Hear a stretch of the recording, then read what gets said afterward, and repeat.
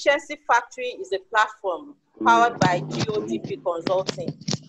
At GODP Consulting, we are a firm of professionals with experience, expertise, and technology. So what we do is we make businesses all around the world more efficient, self-sufficient, and profitable. So we have created the Efficiency Factory to give back, as well as create a community of like-minded professionals who want to continually learn. So our objective is enhancing workforce and workplace efficiency through continuous discourse and engagement. So what we want to do is make sure that you are, productive and you are efficient in your workplace. So we come up with topics every month. Last month, we talked about interpersonal skills in the new workplace, because we have seen that the new workplace right now, a lot of people are working from home, everybody's working remotely. So you need to develop new skills, actually, to handle the new workplace reality. So today, the topic before us is for job fit and the way forward. We have our facilitator. Her name is Vivian Chimeze Azubuike. I hope I did not murder that name, sorry. So that's her name. And she's our powerful facilitator for today's topic. So I'm just going to quickly read our profile. And so Vivian is a seasoned corporate administrator. She started off her career in the Nigerian maritime industry, where she gave in about 10 years. She has worked with one of the foremost bilateral chambers in Nigeria, where she headed the secretariat. She'll be remembered for growing the membership engagement and strength, visibility, and financials. Vivian, who is originally a graduate of maritime technology, is also a human resources professional, a powerful one, a consultant and emotional intelligence specialist, a family life counselor, minister, and a mind beauty coach. So this name, derived as a result of her passion, is making people discover the beauty in them through reformed mind and intentional lifestyle. So among her other accolades, she has received an award of recommendation from ECOWAS, ECOWAS Youth Council. She enjoys counseling, mentoring, and training. Okay, so briefly, ground rules. Please keep your mics muted. So at the end of the session, we'll take questions. So what I want you to do is to please type in your questions as she's making her presentation. You can just type in your questions into the chat box.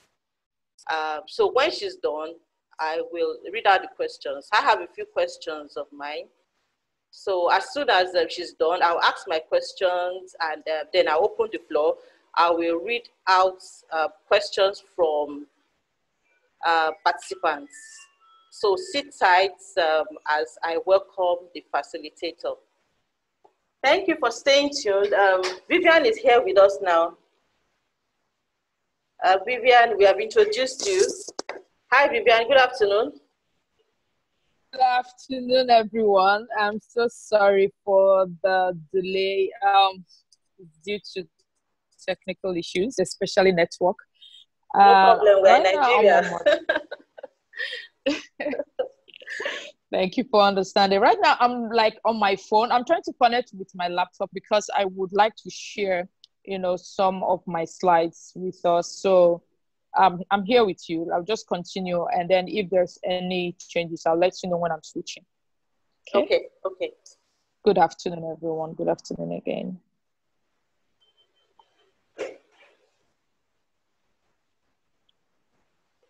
Okay.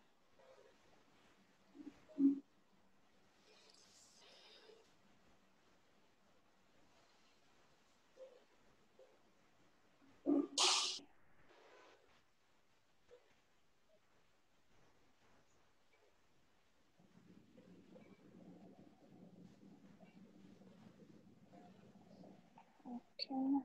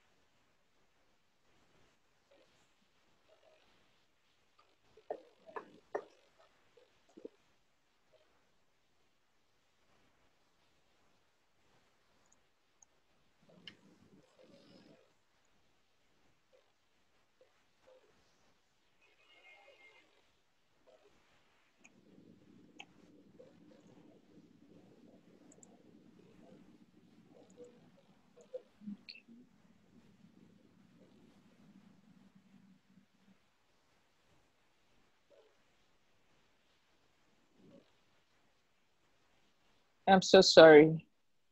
It's quite slow. Okay.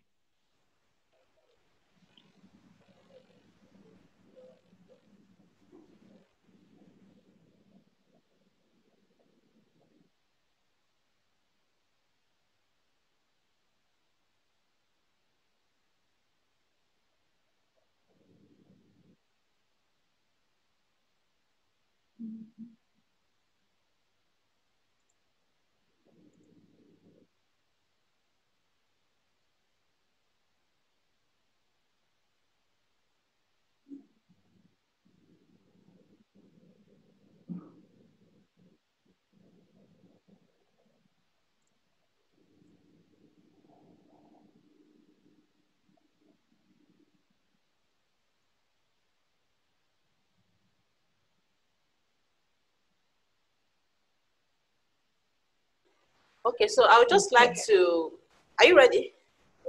You ready? Okay, all right, go ahead. Yes, connecting. So we're almost there, like in a few minutes, I think 2 minutes. Let's see. It's connecting. It's quite slow, but okay, so I just want to talk fingers to crossed. those Hope on it doesn't. Facebook, because we are live on Facebook right now.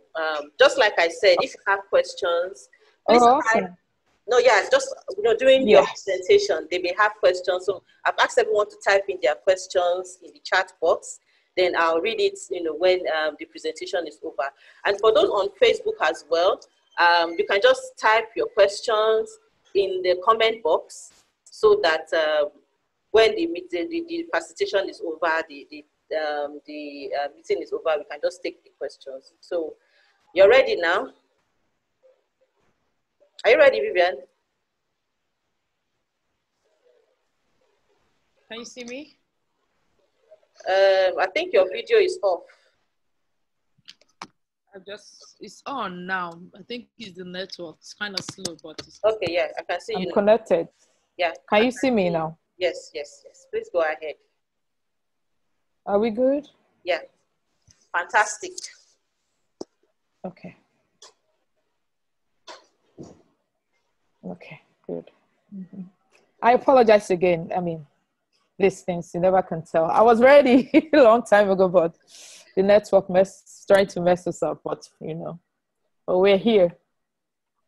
Yeah. Good afternoon, everyone. Good afternoon. It feels so good to be here. Yeah. Okay. Please let me know if you can hear me.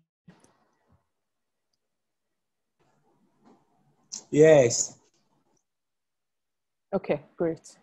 Okay, awesome. Okay.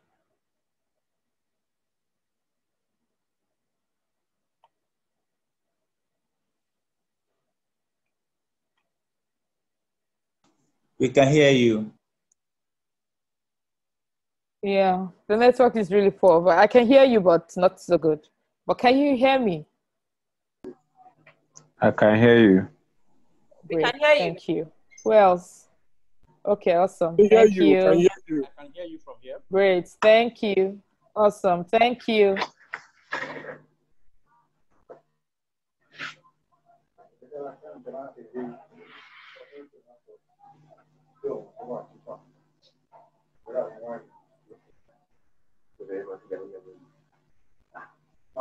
Yeah, so I'll just wait for Malala to.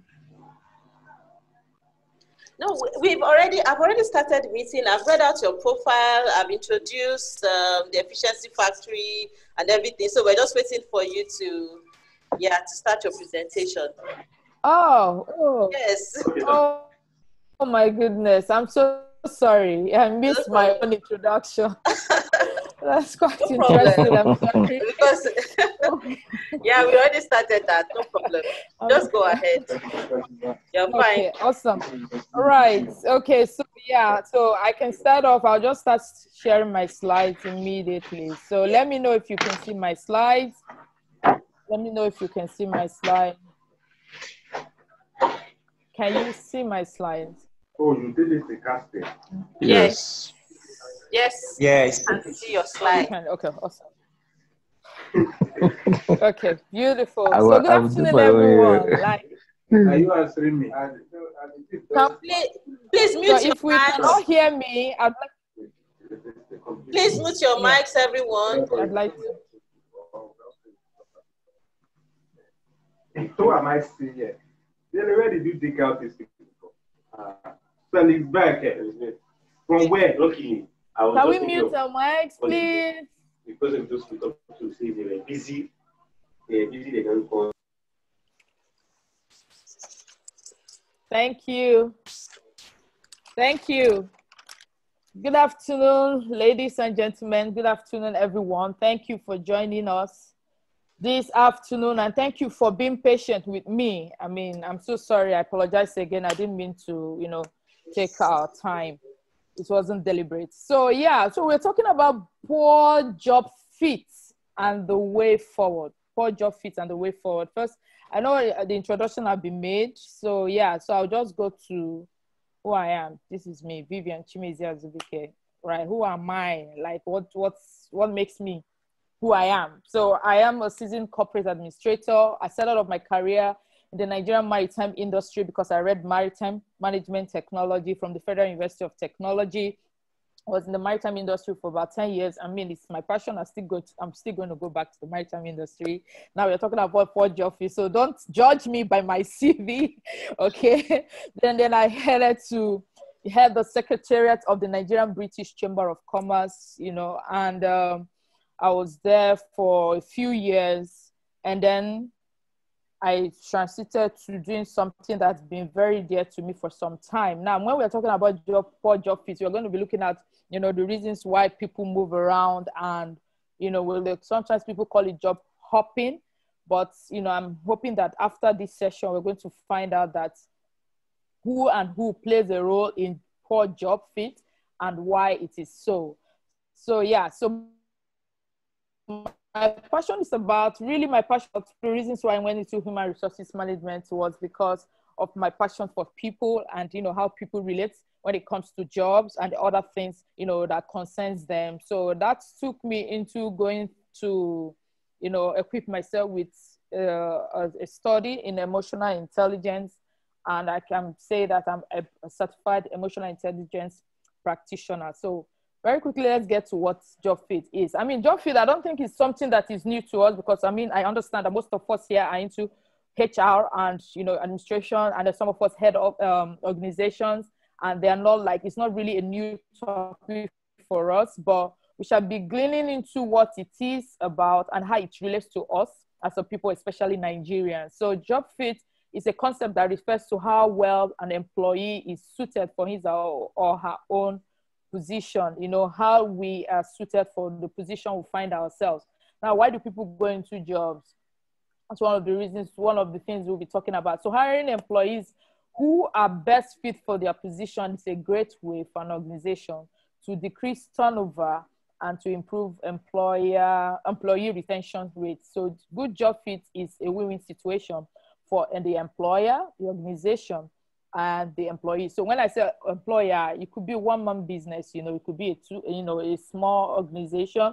And then when I say organization, we're also looking at, let's take it as, big corporates and other very big structured organizations, and then the employee or employees. So, yeah. So here, when you're looking at the job fits, like the introduction was made earlier, the profile is having the right person to fit into the right position. Now, understanding the concept of job fit. Concept has been around for a long time, like I said. Now, when you want to get someone to work for you or you want people to come work in an organization, you have an idea of what the job entails. You have a job description. You have, the structure of your organization, what you're looking into, how you want your organization to function. So we have the concept has been around for a long time from the selection stage. From the selection stage, at what point are we talking about job fit? The job fit comes from the selection stage, the HR or HR department or any organization, depending on what structure they have, goes into selection of the right candidates for a job. And during this selection stage, a lot of things are considered. You consider the nature of the job, who you want to fit into the job, the experience the person has, what the person is bringing to the table, how you as an organization is going to tap into the potential of an employee or, the candidate, and then the interview stage, and then final onto the onboarding stage. So job fit can be determined at any of these stages. At any of the stages, it's either of the parties involved can determine if the job fits. Like I know some people for interviews, eventually after coming out from that organization, they make up their mind if they're going to get into the job or not. We've had situations like that. And then people come into an organization and they don't have choices, you know. So when we're talking about job fit, we see there's something that is really peculiar. And that is that people change. There are the dynamics. People change according to their needs. People change according to what they want. Organizations also change according to their own needs, because organizations, and I've seen a situation whereby organizations, you know, collapse on sort of offices so that they can, you know, manage funds, and also because of the ideas they have. So we're looking at job fit from both perspectives. Then we look at job fit concept. You know, I took what the job fit concept is, you know, the factors that determine the job fit concept are the employee's role in the job fit. What are the intentions of or the expectations? Just a career or a job. Like I said earlier, people get into jobs because of what?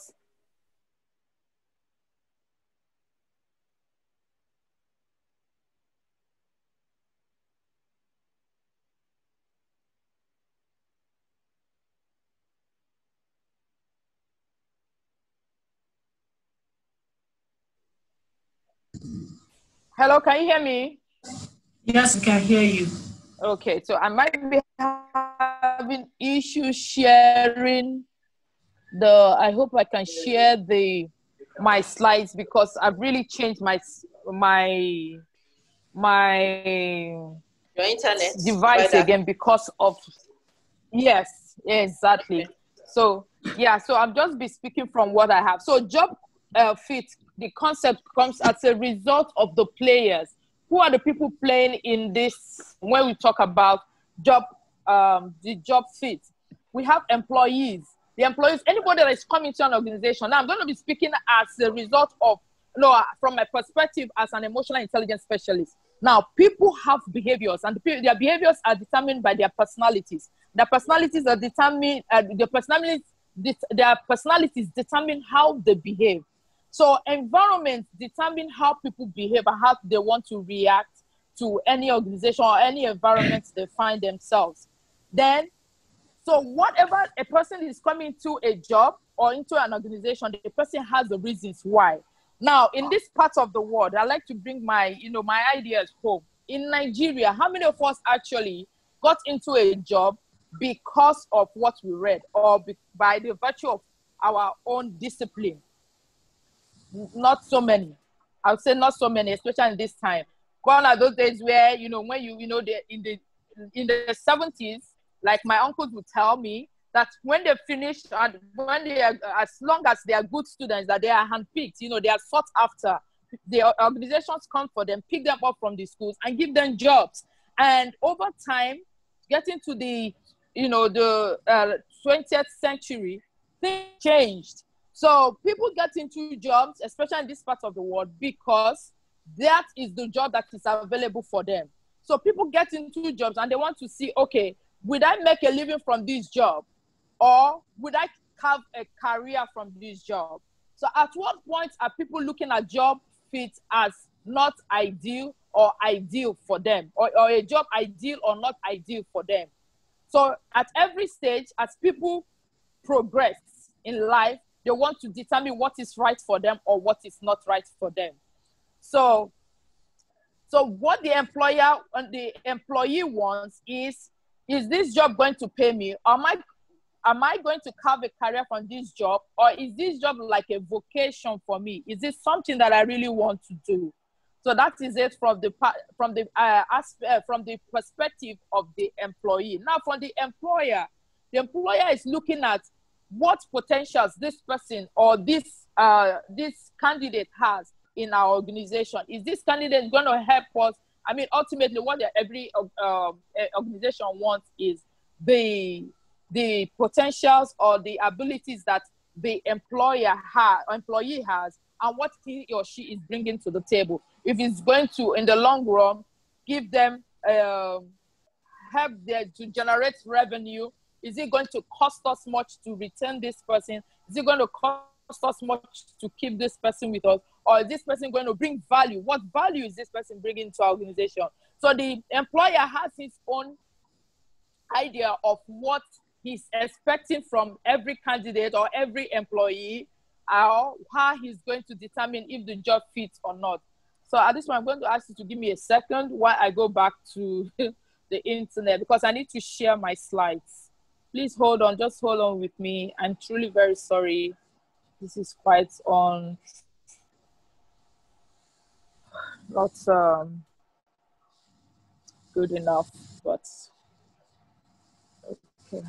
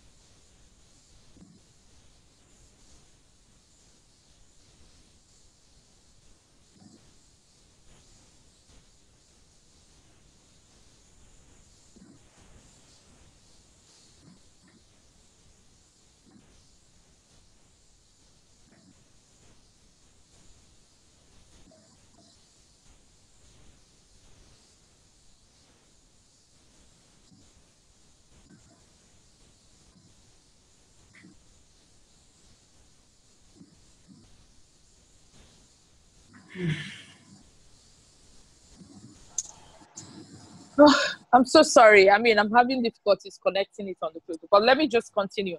So I was talking about the employer's role in job fit, the size of the organization, the structure, the business type, and does the organization encourage growth, the environment, the organizational culture? Is this something that people want to, be identified with? Is this something that will make people stay? That have good, that they are supposed to be fit for that job, but this environment does not encourage them to stay on at the job. Then the management style, the leadership style, are there prospects for growth?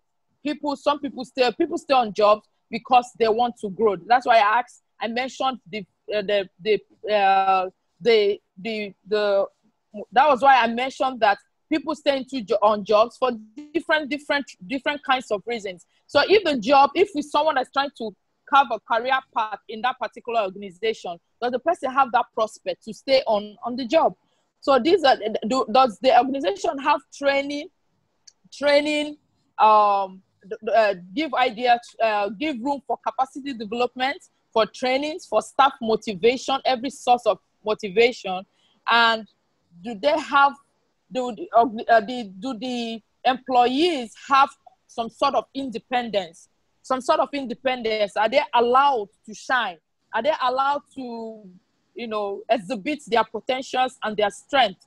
Then they also will have to look at, do they have the assets, to some degree of control, So that's from the job fit concept factor, that when it comes to the employer's role. Now, job fit, what is job fit? Job fit, for so many people, they have different definitions, and from so many schools of thought, but in summary, it basically means the synergy, the click between the demands of a job, the organization, and the individual's needs, the employee. It is the compatibility between the job needs and the individual's ability. How the individual responds to the job and the demands of the job.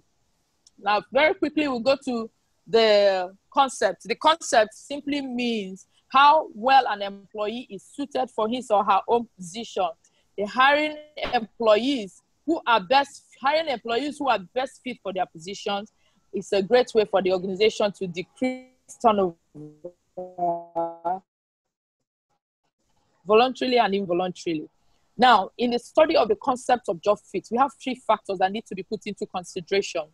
One is the job itself.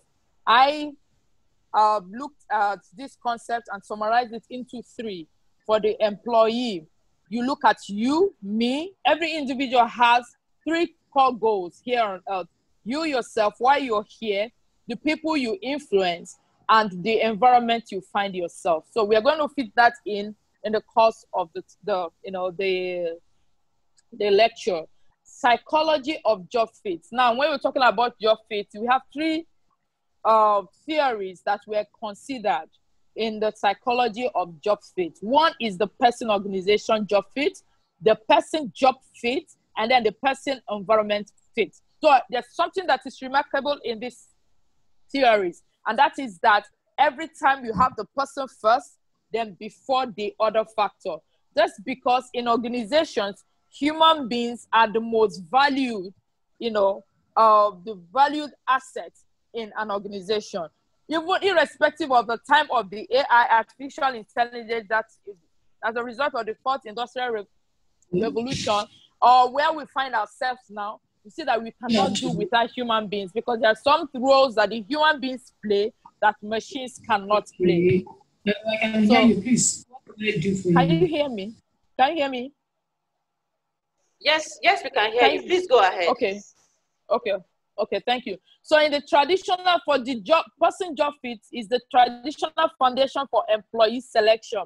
This concept identifies the skills and abilities of the applicants that possesses, what is necessary for a job. So this is the traditional one, the one we are used to, the one we look at the resumes, we look at the tests, look at the reference checks and other selectors that determine if the person is fit for the job. Then the person-organization fit. Person-organization fit is broadly defined as the compatibility between these 2 people. That is the organization and also the person that's coming into the organization. So the employee selection research, the person-organization fit is the match between an applicant and the broader organization's attributes. So people come into organization, they are, of course, most of the times when you're coming, especially when you're having, new applicants, they come in and they do not, sometimes they have an idea of what they're expecting from the site or what they've heard about the organization. But when they come in, the feel of the organization makes them to understand if this is what they want to be part of. So it's assumed that the individuals are selected as a part of that situation, or what they want to achieve, what the organization wants to achieve, and what the individual is going to bring into the organization, or what the employee is going to bring into organization, or what the applicant is going to bring into organization. I'm speaking now from the point of the selection, or when you're having your onboarding, staff. Then the right fit is a situation whereby all players in the ecosystem are playing with their roles to achieve the satisfaction. For the environment is the mix of the two. It's the mix of the two. Like I said, an individual reacts to the environment he finds himself. So the environment determines how the person is going to fit into his job. So that's the mix of the two. Poor job fit. Now, what's poor job fit? Poor job fit occurs when the person is placed in a role that doesn't match his natural strength. So we're talking about the natural strength or the personality of the person or the professional needs of the person. The professional needs of the person. Employees who work in that role are good fits. Employees who work in the roles that are good fits tend to be more productive. They are happy and they want to, contribute to the growth of the organization. When they don't find what they want, they tend to leave. Now, from the employer's plight, poor job fit is the cost, because when you're having a lot of turnaround, you tend to spend more money recruiting, and that's quite expensive. You also incur costs when you don't have the right person at that position at the right time. So sometimes it takes a long time, because when people have special, when you have employees that have some special kind of skills and they leave within a short notice without you getting to prepare yourself for that exit, you see that you lose some sort of, you lose out revenue-wise, because you're not able to fit in that position very quickly. I tell you, there are some organizations where people leave that particular position and they don't fill it in 6 months. They don't fill it in. So there's a lacuna. There is some sort of gap that is felt, and invariably it affects the revenue of that organization. There's loss of time, of course, that's definitely. Then managing the employer's emotion, the personality test. How many organizations go into a personality test? Do you understand who is coming to your organization? What makes the person? It's not, there are some people that are very good when it comes to the written test and verbal test, but what makes them? We say in emotional intelligence that human beings are emotions in motion. What makes this person who he is? Is he going to be happy doing that job? Are you sure he's not going to exit your organization within the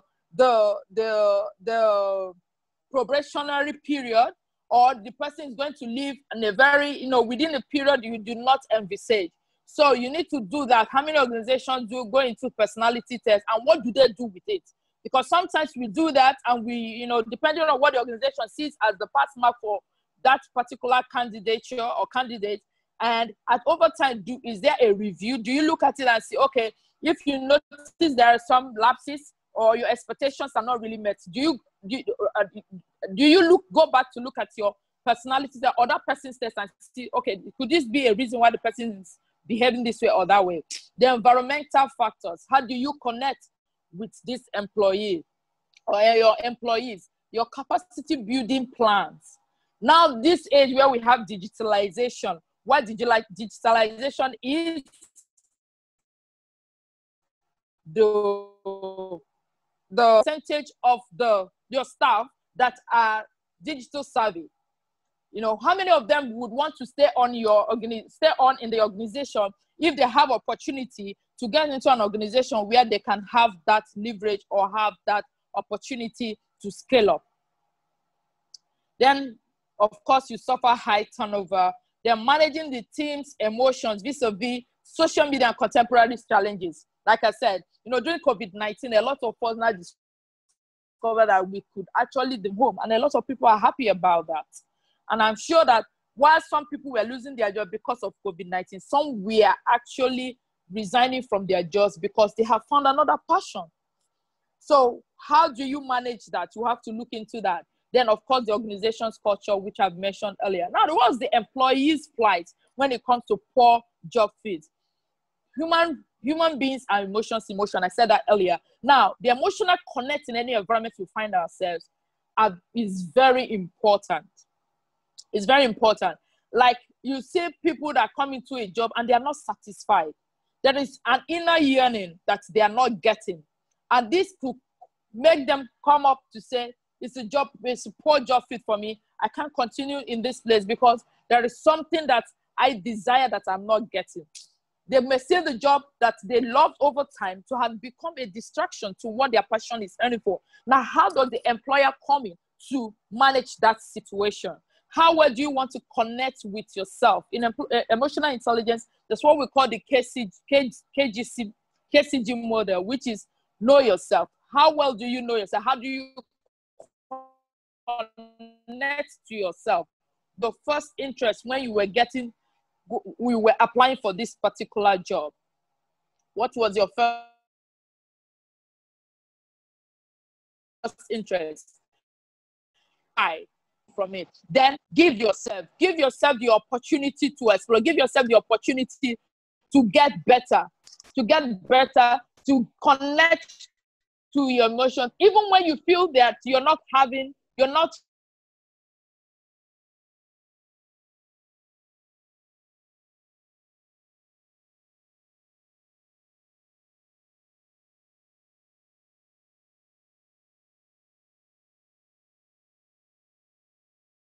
feeling your yearning. Then what are your intentions? Are your intentions just for you to get a job?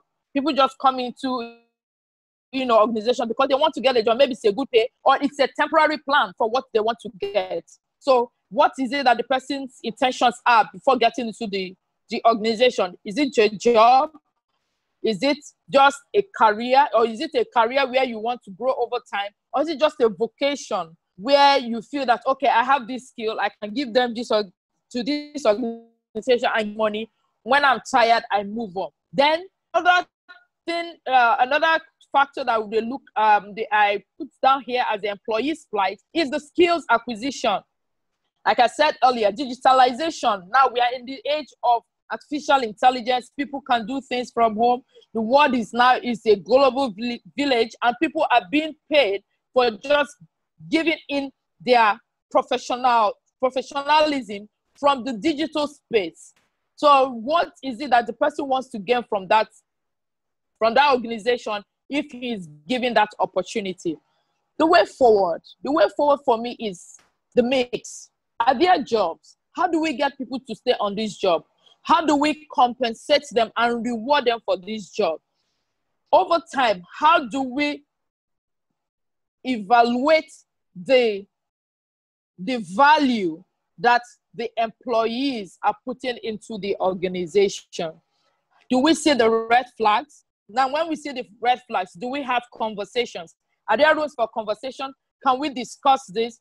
And then if there are conversations, what is the motivation behind it? And what do we want to do to make sure that this person that comes into this organization is actually the right fit?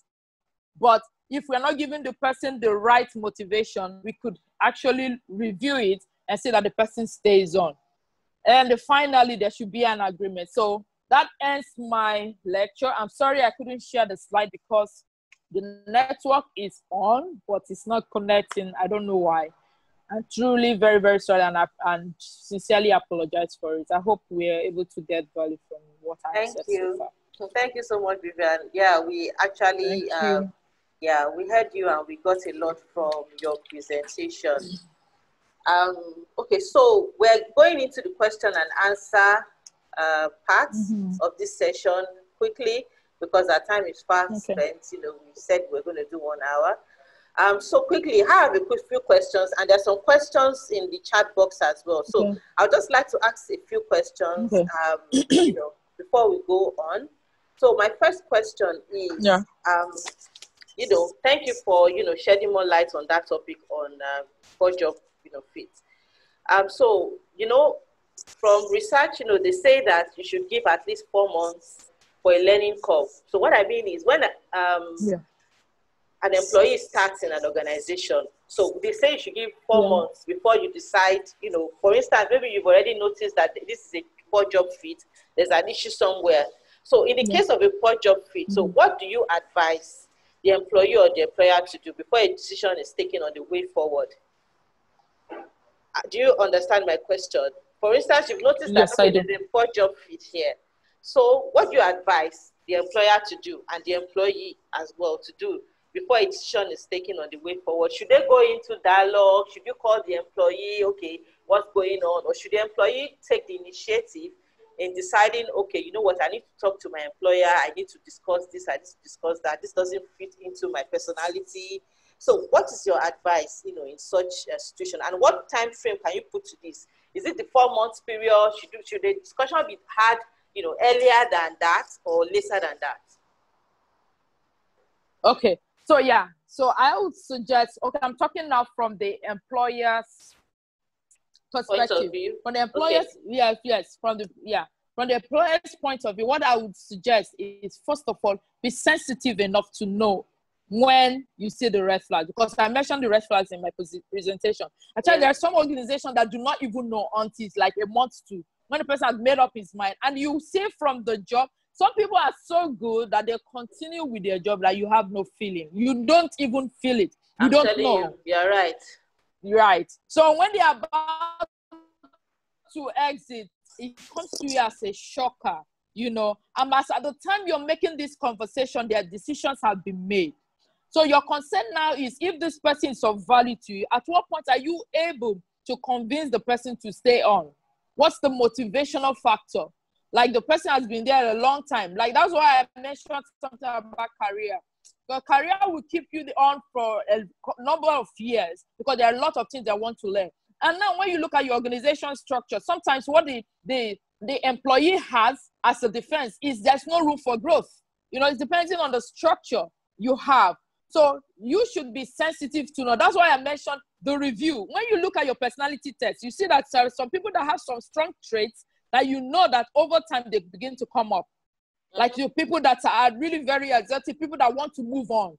You see it from their own, you know, you see it from they're open, the openness, if they have a very strong, there are people that think, there are people that, you know, over time, when you're at meetings, they're always there, they're up, you know, and then you look at them and say, this person, in the next 3 years, I'm not sure this person will stay on. So it helps you to prepare yourself for the eventuality. Then from the employee's point of view, I think it's, you know, just like I said, you know, there are people move as a result of changes. Changes are inevitable.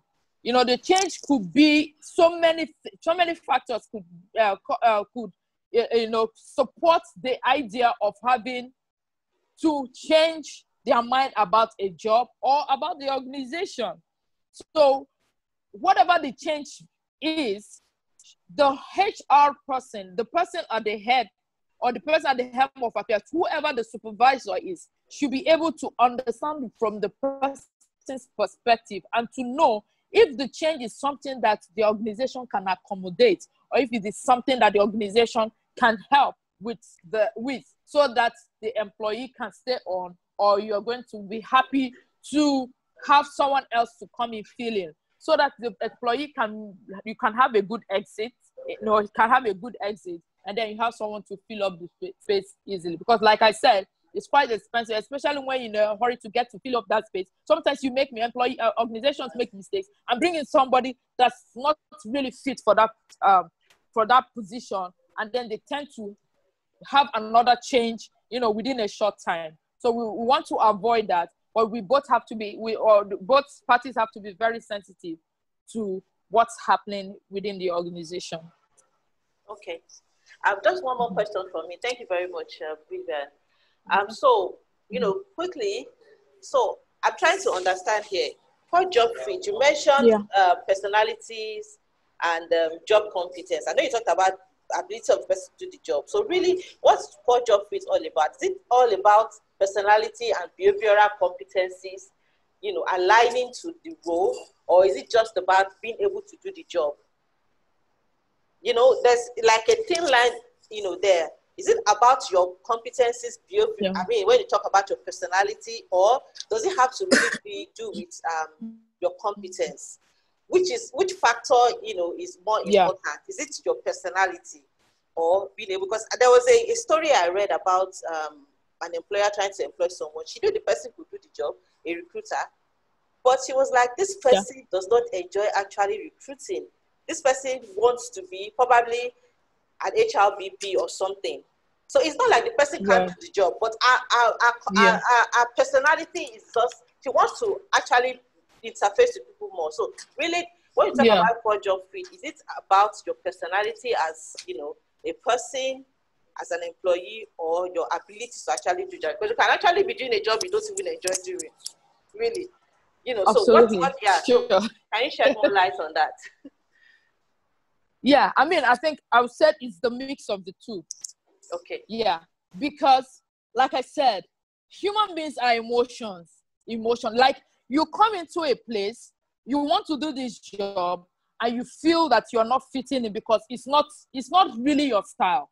Yeah. Do you understand? I've had to interview someone who came in and told me that he wants to market. I was like, that's not what you're here for. He said that is where his strength is. And I said, okay, if that's where your strength is, then do it, because that's where you'll be happy. That's where you'll be productive, because we're talking about productivity here. You have to be productive. You have to bring in value.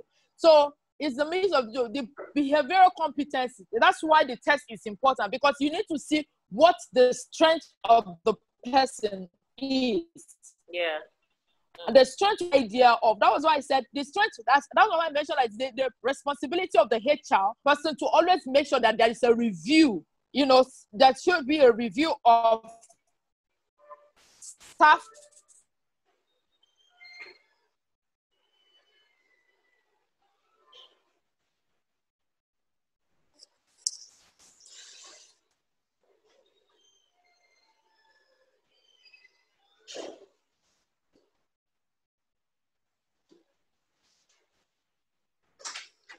From, can you hear me? Yes, I can hear you now. You went okay, off awesome. Yeah. Exactly. I noticed that you were frozen at the point. Sorry. So what I was saying is that it is the mix of both. The behavior of the person, yes, and also the competence. The competence. So you have a perfect means when you understand the person's behavioral pattern and the job the person is coming for. Okay. Fantastic. That's when you have a perfect fit. Yeah. Fit, yes. Thank you very, very much. So quickly, I'm opening the floor for questions. So I'm going to read questions out to you now from the participants. So this is from Mr. Johnson Adegbenro. Okay, so he said, how do you separate personal relationship / sentimental from job performance of an employee? So how do you separate personal relationship / sentimental from the job performance of an employee? Yeah. Okay. So there is a way you really, okay, yeah. So there's a way you relate with your employees. The way you relate to them, you should be able to draw the line, because I do understand where he's coming from. You know, there are somehow you unintentionally get really close to some sort of employees that when they are erring, you don't even know when to tell them that you are doing the wrong thing, or they do not understand that you're being professional and that you're trying to protect them, protect their job, and protect yours too.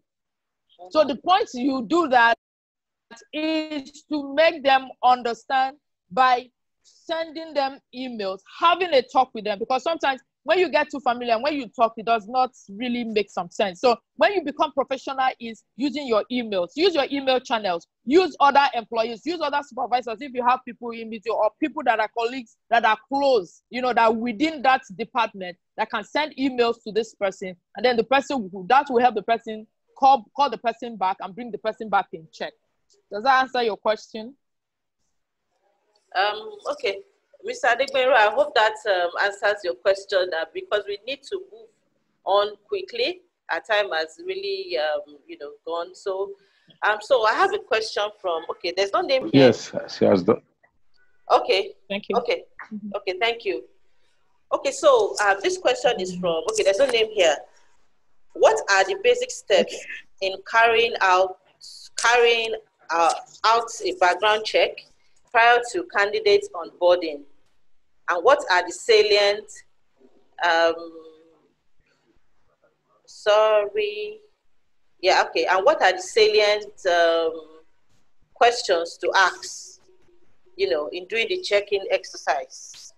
So he wants to know what to do, you know, when you're carrying out a background check, you know, and what are the salient questions to ask, you know, when you are doing it. Okay, yeah. So most of the time when people give you, you know, referees, and then you need to do a background check, if the person is, if it's a new employee and the person is coming in, maybe someone that's coming in fresh out of the mail, we call it freshman, or just coming fresh out of school, you need to, you know, connect with, I think one of the referees should be somebody from the school. One of the referees should be somebody from the school. Okay. And then you find out that the other referee, if you are using 2 or 3, the other references are not related to the person.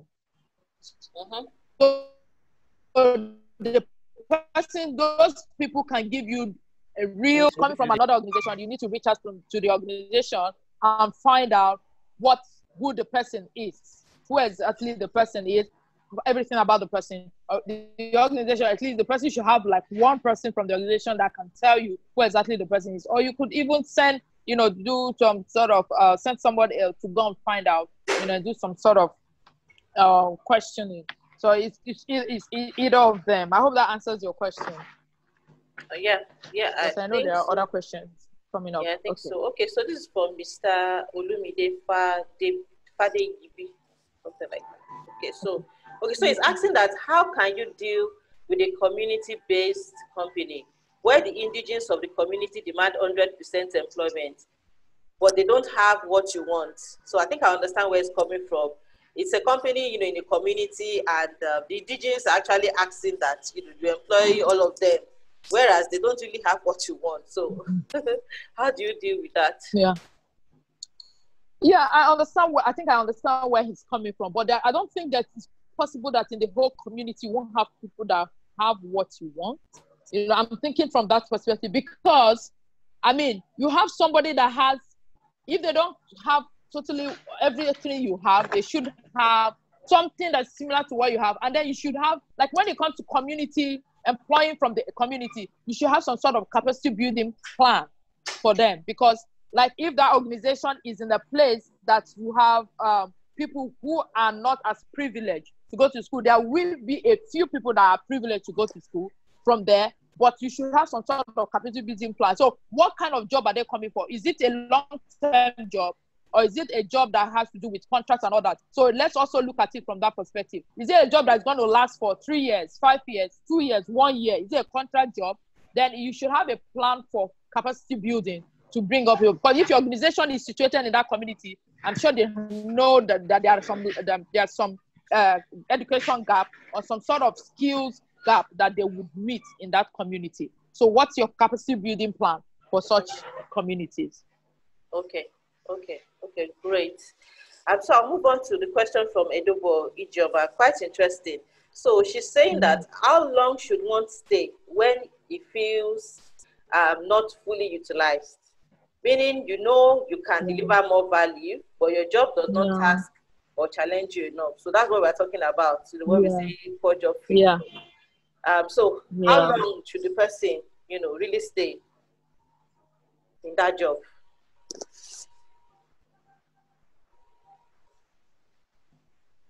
Hi, Vivian, are you there? I think our video. Vivian, are you there? Wow.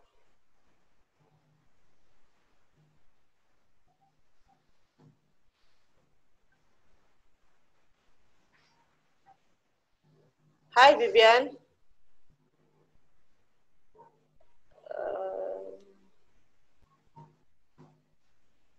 Okay, so if you are following us live on Facebook, please send in your questions in the comment box. Please send in your questions so that we can read. I don't know, I think Vivian's connection has gone off again. She's not with us now. Okay, let's just wait for her.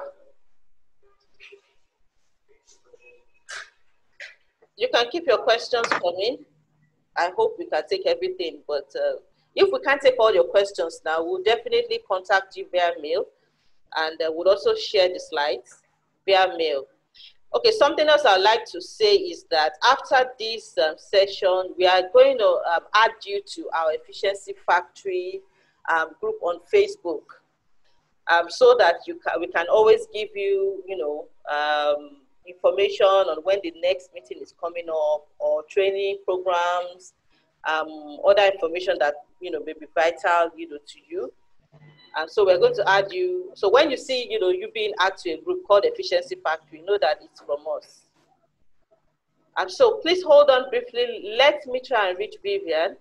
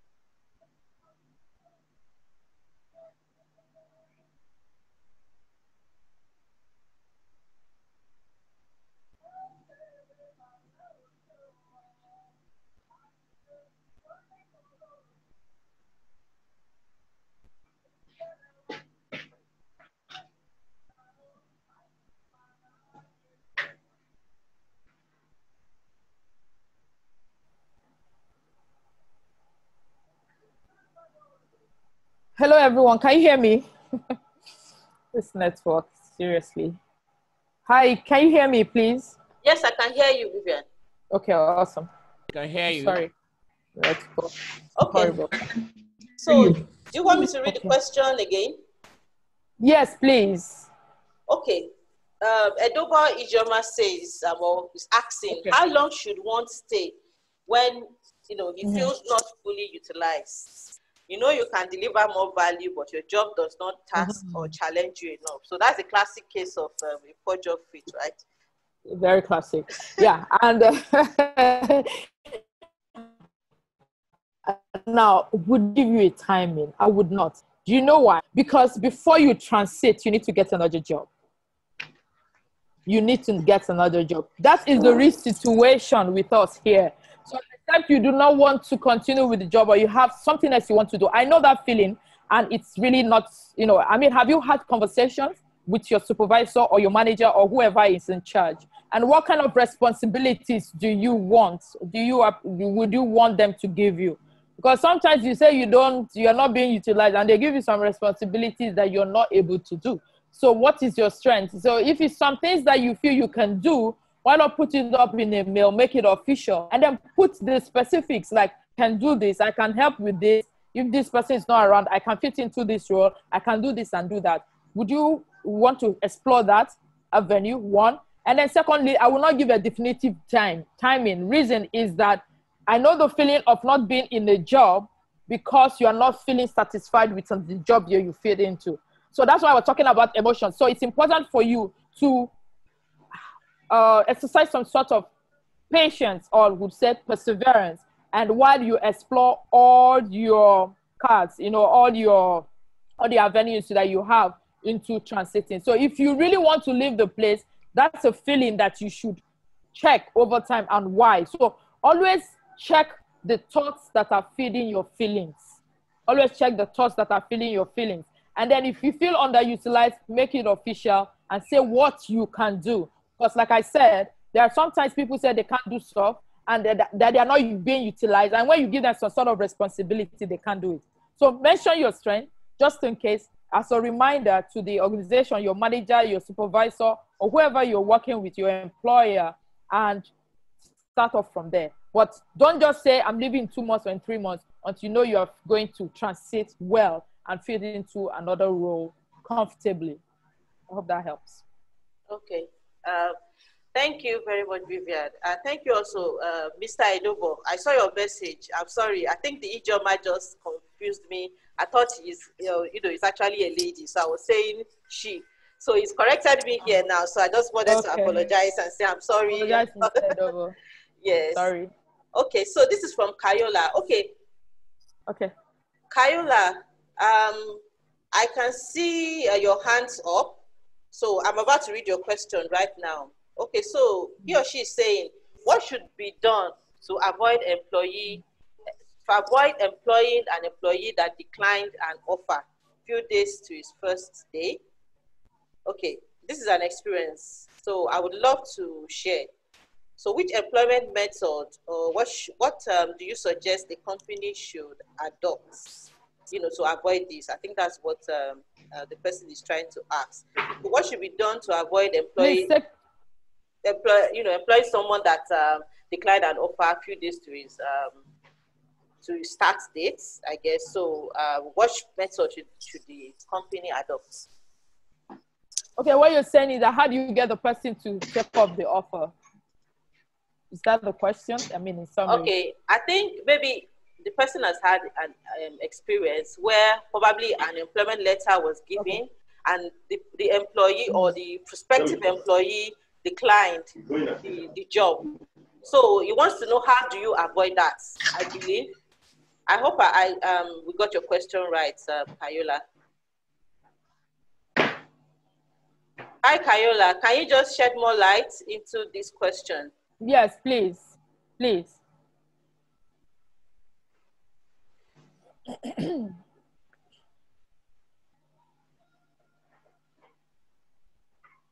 Okay, Kayola, so let's I think while we wait for Kayola, let's move on to the next question.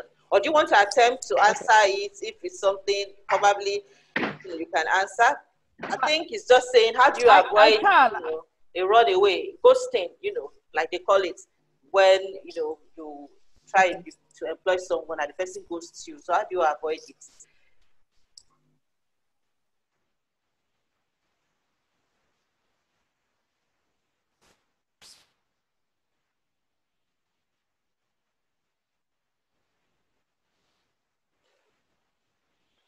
I think network issues again.